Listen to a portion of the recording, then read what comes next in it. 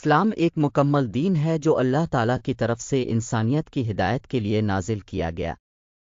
اس کی بنیاد توحید، اللہ کی وحدانیت، رسالت، حضرت محمد صلی اللہ علیہ وسلم کی نبوت اور آخرت مرنے کے بعد کی زندگی پر ہے۔ بنیادی عقائد: ایک، توحید، اللہ تعالیٰ ایک ہے، وہی عبادت کے لائق ہے، اس کا کوئی شریک نہیں۔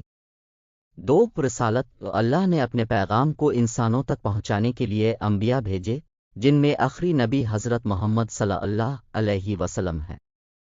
تین، قرآن، یہ اسلام کی مقدس کتاب ہے جو اللہ کا کلام ہے اور مسلمانوں کے لیے رہنمائی کا ذریعہ ہے۔ چار، آخرت، مرنے کے بعد ہر انسان کو اس کے اعمال کے مطابق جزا سزا دی جائے گی۔ ارکان اسلام: اسلام کے 5 بنیادی